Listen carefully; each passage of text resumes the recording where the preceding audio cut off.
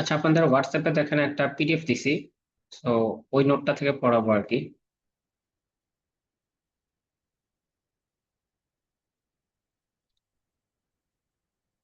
স্ক্রিনে দেখা যাচ্ছে পিডিএফটা? জি স্যার। আচ্ছা, ঠিক আছে। সো আমরা হচ্ছে কোয়ান্টাম কম্পিউটিং মেশিন গুলা এখন হচ্ছে আপনার মানে ওয়েল স্টাবলিশ না আর কি। এটা হচ্ছে এক্সপেরিমেন্টালি চলতেছে, এগুলার কিছু লিমিটেশনস এখন আছে, ওগুলো আর কি দূর করার জন্য চেষ্টা চলতেছে। তো কোয়ান্টাম কম্পিউটার যদি হচ্ছে ওয়েল এস্টাবলিশড হয়ে যায়, তখন আর কি আপনার কেউ কোন কোন ক্রিপ্টোগ্রাফি অ্যালগোরিদম ব্রেক করবে বা কেন করবে, বা কোন অ্যালগোরিদমের মাধ্যমে ব্রেক করা যাবে, এগুলা নিয়ে আর কি এখনকার দিনে রিসার্চ হচ্ছে আর কি। ঠিক আছে, তো ওইরকম একটা অ্যালগোরিদম আমরা হচ্ছে দেখব, যে হচ্ছে শর্টস অ্যালগোরিদম, যেটা হচ্ছে আপনার অ্যাসিমেট্রিক যে ক্রিপ্টোগ্রাফি আছে বা পাবলিক কি ক্রিপ্টোগ্রাফি, যেমন হচ্ছে আমাদের আরএসএ, এই টাইপের অ্যালগোরিদম গুলার হচ্ছে যে মেইন স্ট্রেংথ ছিল, যেখানে হচ্ছে আপনার ওয়ান ওয়ে কম্পিটিশন করা হয়। যে আপনি ধরেন হচ্ছে a to the power b mod n করতেছেন, এখানে যদি আপনার a to the power b এর বিটা জানা না থাকে, আপনি এটা হচ্ছে ক্যালকুলেট করে বের করতে আপনার হচ্ছে এক্সপোনেনশিয়াল টাইম নিবে। তো শর্টস অ্যালগোরিদম দেখায় যে এই জিনিসটা যদি হচ্ছে আমাদের হাতে কোয়ান্টাম কম্পিউটিং পাওয়ারটা থাকে, তাহলে সেটাকে হচ্ছে পলিনোমিয়াল টাইমে নিয়ে আসা সম্ভব। তো যদি হচ্ছে আপনার কোনো অ্যালগোরিদম পলিনোমিয়াল টাইমে রান করে, তাহলে সেটা হচ্ছে আপনার ইজিলি হচ্ছে একটা সলিউশন নিয়ে আসতে পারে রিজনেবল অ্যামাউন্ট অফ টাইমে। বাট যেগুলো হচ্ছে আপনার এক্সপোনেনশিয়াল টাইমে রান করে, সেগুলো হচ্ছে আপনার বছর পর বছর লেগে যায় একটা সলিউশন আসতে। এতটুকু তো জানেন তাই না, ওই যে পলিনোমিয়াল টাইম কমপ্লেক্সিটি আর হচ্ছে এক্সপোনেনশিয়াল টাইম কমপ্লেক্সিটি ইস্যুটা বিএসসি টু কোর্সে পড়ছিলেন। জি স্যার। হ্যাঁ, সো আমরা হচ্ছে শর্টস অ্যালগোরিদম আজকে হচ্ছে অ্যালগোরিদমটা এবং হচ্ছে তার একটা এক্সাম্পল দেখব। আর নেক্সট দিন হচ্ছে যে কোয়ান্টাম কম্পিউটিং এখানে কিভাবে ভূমিকাটা রাখে, ওইটা হচ্ছে আমরা আর কি অফলাইন ক্লাসে দেখবো। তো এখানে হচ্ছে ধরেন আমাদের হচ্ছে এন একটা নাম্বার আছে, যেই নাম্বারটা হচ্ছে দুইটা প্রাইম ফ্যাক্টর দ্বারা হচ্ছে তৈরি। তার মানে আপনি এন কে হচ্ছে প্রকাশ করতে পারবেন ইউ আর ভি এর মাল্টিপ্লিকেশন হিসাবে। ঠিক আছে, এন ইকুয়াল টু হচ্ছে ইউ ইন্টু হচ্ছে ভি, যেখানে ইউ এবং ভি বোথ হচ্ছে প্রাইম নাম্বার। তো শর্টস অ্যালগোরিদম দেখাইছে এই যে ফ্যাক্টর অফ এন, মানে এই যে আপনি ইউ আর ভি এই দুইটা নাম্বারকে আইডেন্টিফাই করবেন, এই জিনিসটাকে হচ্ছে আপনার পলিনোমিয়াল টাইমে করা সম্ভব। আর ক্লাসিক্যাল কম্পিটিশনের ক্ষেত্রে হচ্ছে এটা এক্সপোনেনশিয়াল টাইম নেয়। এবং এই জিনিসগুলো হচ্ছে আপনার মডুলার অ্যারিথমেটিকে ঘটতেছে আর কি। ঠিক আছে, তো আপনার আরএস এর যে সিকিউরিটিটা ছিল, সেটা হচ্ছে আপনার ওয়ান ওয়ে ফাংশনের কারণে হচ্ছে সিকিউর ছিল আর কি। যে আমরা হচ্ছে যখন ক্যালকুলেশন করতেছি, আমাদের হচ্ছে একটা সাইফার টেক্সট সি, এটা হচ্ছে আমরা কিভাবে বের করতাম, মেসেজ বা এম বা প্লেন টেক্সট, যেটার পাওয়ার হচ্ছে আমরা পাবলিক কি ই নিতাম, মড হচ্ছে আমরা এন করতাম। এই ছিল আমাদের হচ্ছে আরএস এর এনক্রিপশন। তাহলে এইখানে হচ্ছে আমাদের ইডেন পার্টটা কি থাকতো, যে এরপর আপনি যখন হচ্ছে এটাকে ডিক্রিপ্ট করবেন, ডিক্রিপ্ট করে যখন হচ্ছে এম আইডেন্টিফাই করার চেষ্টা করবেন, তখন কি করা লাগতো, যে হচ্ছে C to the power private key D নেওয়া লাগতো। আর এখানে থাকতো হচ্ছে আপনার মড এন। তো এইখানে হচ্ছে আপনার হিডেন থাকতো হচ্ছে এই প্রাইভেট কি ডিটা, যে ডিটাকে হচ্ছে আইডেন্টিফাই করতে আমাদের এক্সপোনেনশিয়াল টাইম লাগে, যেটা হচ্ছে আপনার লার্জ ভ্যালুর জন্য হচ্ছে একটা মানুষের জীবদ্দশায় করা সম্ভব না বর্তমান কম্পিউটিং পাওয়ার দিয়ে।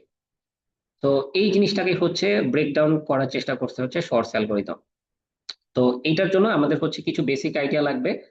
তো বেসিক আইডিয়ার মধ্যে একটা লাগবে হচ্ছে মডুলার অ্যারিথমেটিক, যেটা আপনাদের অলরেডি আছে। আরেকটা লাগবে হচ্ছে অর্ডার অফ এ গ্রুপ। এই জিনিসটা একটু আমি ইন্ট্রোডিউস করি। তো এইখানে দেখেন আপনাদের হচ্ছে যে যদি দুইটা নাম্বার দেওয়া থাকে এন এবং এক্স, তাহলে হচ্ছে এখানে অর্ডার বলতে কি বুঝাবে দেখেন। Order is the smallest positive number r such that হচ্ছে x to the power R is congruent to one mod N.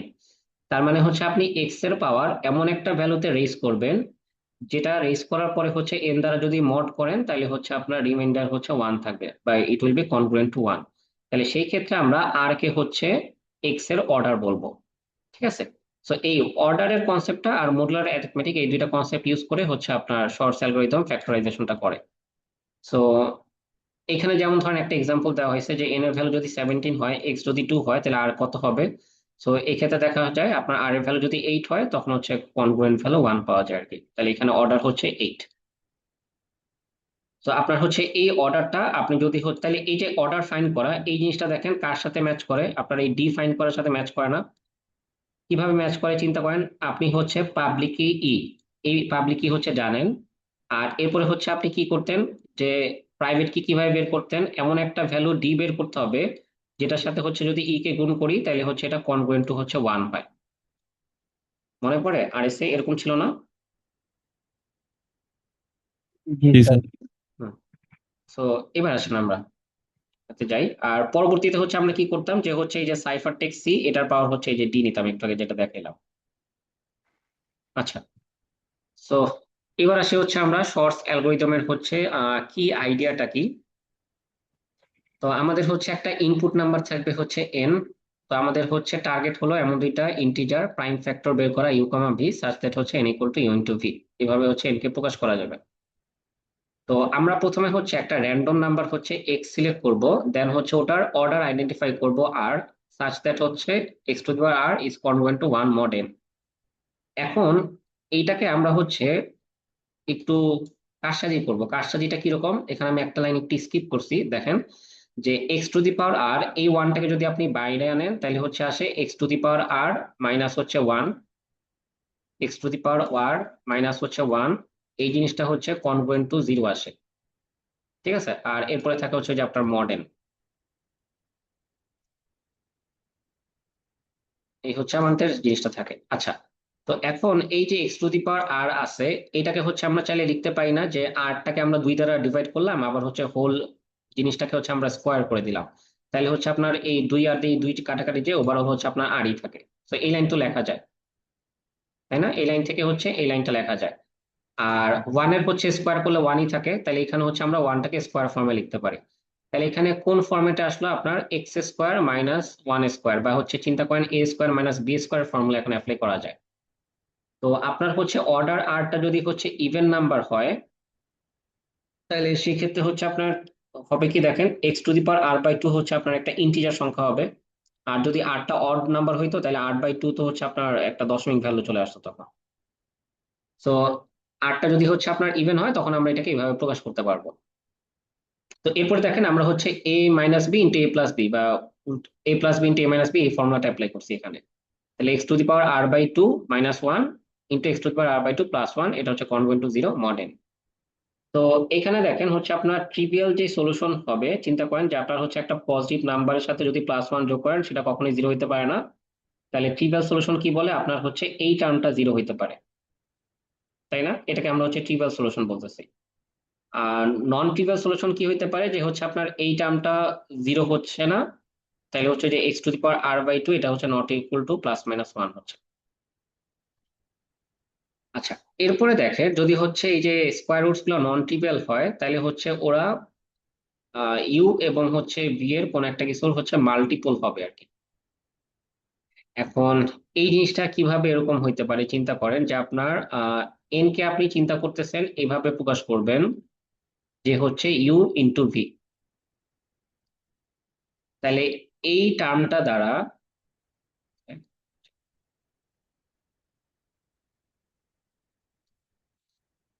এই টার্মটাকে সামহাও যদি হচ্ছে আপনি এন এর সাম মাল্টিপল হিসেবে প্রকাশ করতে পারেন, ধরেন হচ্ছে আপনি এটাকে প্রকাশ করলেন হচ্ছে এন ইন্টু হচ্ছে এ বি আকারে, তাহলে এটাকে যদি হচ্ছে আপনি এন দ্বারা মড করেন তাহলে কি এই রেজাল্টটা হচ্ছে 0 হবে না? দেখেন তো একটু চিন্তা করে যে আপনি এন কে এন মানে বাম পাশের টার্মটাকে প্রকাশ করলেন হচ্ছে এন ইন্টু এ বি দ্বারা, ঠিক আছে? তাহলে এটা আপনার কনগ্রুয়েন্ট টু 0 মড এন হবে না, কারণ এটা তো হচ্ছে এর একটা মাল্টিপল। তাহলে এটাকে আপনি যদি এ দ্বারা ভাগ করেন তাহলে তো ভাগশেষ 0ই পাওয়া যাবে, রাইট? এই আইডিয়াটা কি বুঝছেন? তাহলে আপনার হচ্ছে x to the power R by two এটা যদি হচ্ছে প্লাস মাইনাস 1 এর সমান না হয় তাহলে সেই ক্ষেত্রে আমরা চিন্তা করতে পারি কি, যে এই যে দুইটা টার্ম আছে এরা হচ্ছে সামহাও আপনার হচ্ছে ইউ এবং ভি এর সাম মাল্টিপল, যেখানে ইউ আর ভি হচ্ছে এন এর একটা প্রাইম ফ্যাক্টর। ঠিক আছে, সো সেই আইডিয়া থেকে আমরা এরপর হচ্ছে দেখেন কি করতেছি, যে X to the power R by two minus 1 আর এন এটা হচ্ছে আমরা গসাগুটা বের করতেছি। তাহলে ওই গসাগুটা যদি পাই তাহলে সেটাকে হচ্ছে আমরা ইউ হিসেবে বলতেছি। ঠিক আছে, কারণ ইউটা কি এমন একটা নাম্বার যেটা হচ্ছে একেও ভাগ করতে পারে, নিঃশেষে বিভাজ্য করতে পারে, একেও হচ্ছে নিঃশেষে বিভাজ্য করতে পারে, এমন গ্রেটেস্ট নাম্বার হচ্ছে ইউ।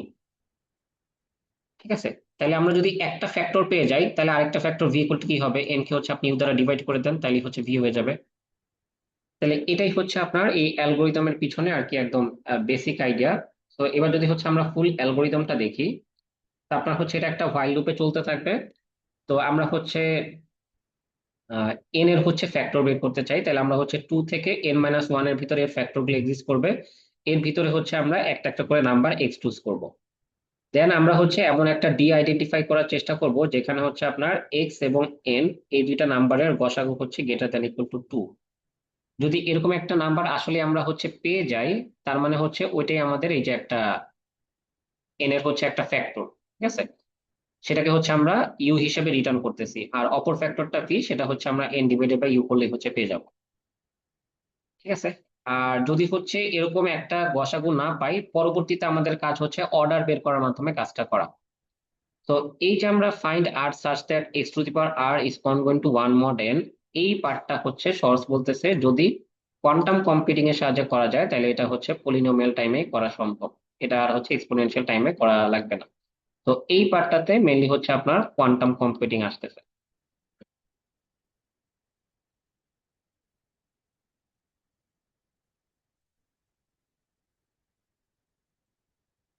ঠিক আছে, এই পার্টটাতে হচ্ছে আপনার মেনলি কোয়ান্টাম কম্পিউটিংটা আসতেছে। তো এটার মাধ্যমে যখন হচ্ছে আমরা আর পেয়ে যাব, যদি হচ্ছে দেখি আরটা ইভেন এবং হচ্ছে আমরা এরকম একটা জিসিডি পাইলাম ডি, যেখানে হচ্ছে x to the power R by two minus one comma N, সেটা জিসিডি ভ্যালু হচ্ছে greater than equal to two আসতেছে, তাহলে হচ্ছে আমরা ওই ডি এর ভ্যালুটাকে হচ্ছে এন এর একটা ফ্যাক্টর হিসেবে রিটার্ন করতে পারবো, আর অপর ফ্যাক্টর হবে হচ্ছে এন বাই ইউ। এই হচ্ছে আমাদের শর্টস অ্যালগোরিদমটা।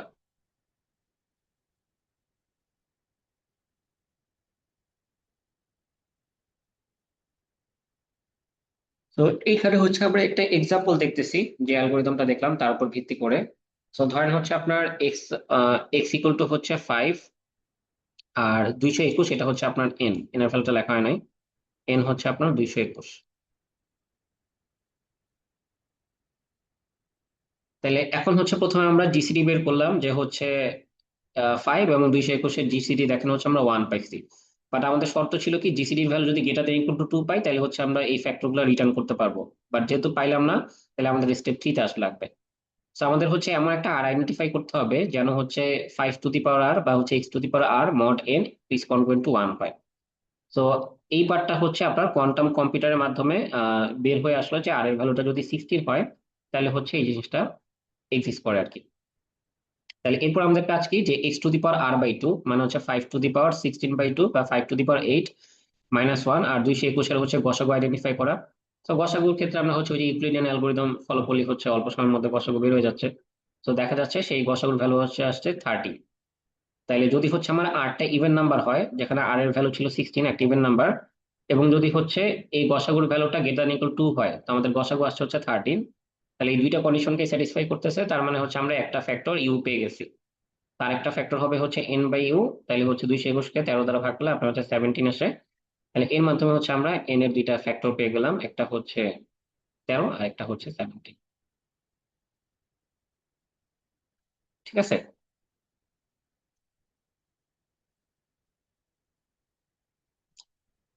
তাহলে আমরা এটার মাধ্যমে হচ্ছে আরএসএ ক্রিপ্টো সিস্টেমকে বের করতে পারলাম কিভাবে, দেখেন আরএসএ ক্রিপ্টো সিস্টেমে যেটা ছিল, যে আপনার হচ্ছে ই ইন্টু ডি, এটা হচ্ছে কনগ্রুয়েন্ট টু ওয়ান মড হচ্ছে এন ছিল।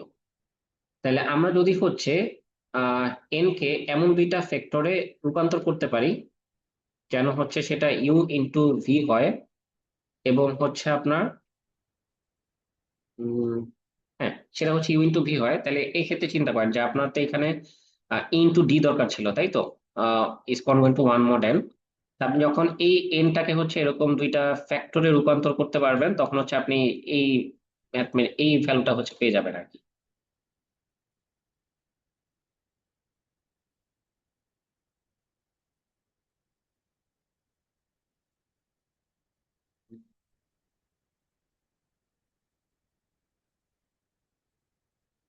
তো আমাদের হচ্ছে এরকম দুইটা আর কি প্রাইম নাম্বার বের করা দরকার ছিল আর কি, এমন দুইটা লার্জ প্রাইম যেটা হচ্ছে আপনার এন কে তৈরি করতেছে।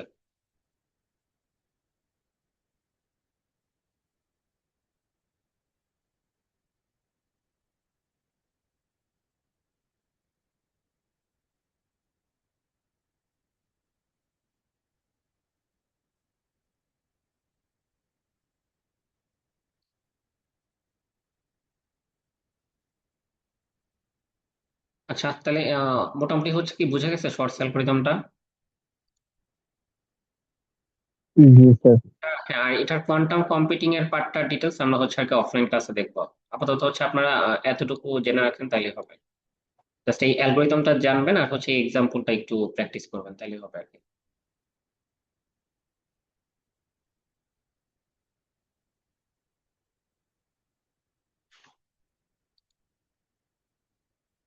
আর নোটটা আমি হোয়াটসঅ্যাপে দিয়ে দিচ্ছি, আমি হচ্ছে এলএমএস ওইটা আপলোড করে দিব না।